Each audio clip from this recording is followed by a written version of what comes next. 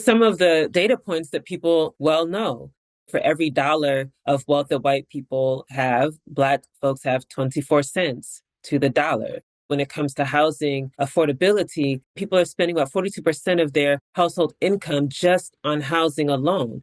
We are seeing the rates of evictions, the unhoused numbers skyrocketing, and it's, of course, affecting Black people. We even at M4BL had looked into some of the systems that seem to escape scrutiny, if you will. There's a myth of objectivity about so many of the systems and institutions that govern our day-to-day lives. And so we looked at the tax system and we found Black people are actually audited more by the IRS. Not only are they audited more, they are penalized more by the IRS. And this is the same IRS that, one, refuses to collect racial demographic data, but also that has a system that ensures that those who have wealth actually benefit from the tax code, which means white people. So those who have not been discriminated against through redlining, through being excluded from access to FHA loans, et cetera, those who've built up their wealth over years are actually the beneficiaries of this tax system.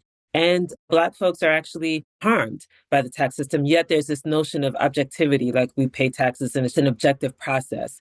We wanted to really look at those institutional mechanisms that have actually been harmful and to propose what are the interventions that can actually move us toward our liberation, move us toward at least repairing harm and making sure that we are not continuously being exploited and harmed by the economic system.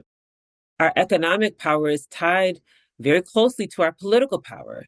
We know the dynamics of the link between economics and politics. So it was really important that we focus on an economic vision as well. The other thing I wanted to draw attention to is the Black radical roots of our economic policy vision and economic justice writ large. In the opening piece for the series, I mentioned that the Black Panther Party in 1966 released their 10-point plan. Number 2 of that plan was a call for full employment. There's a mirror, if you will, with a lot of the work that is taking place across the country.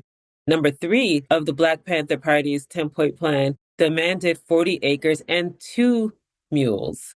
This is in 1966. We also have civil rights activists like Fannie Lou Hamer, who started the Freedom Farm Cooperative.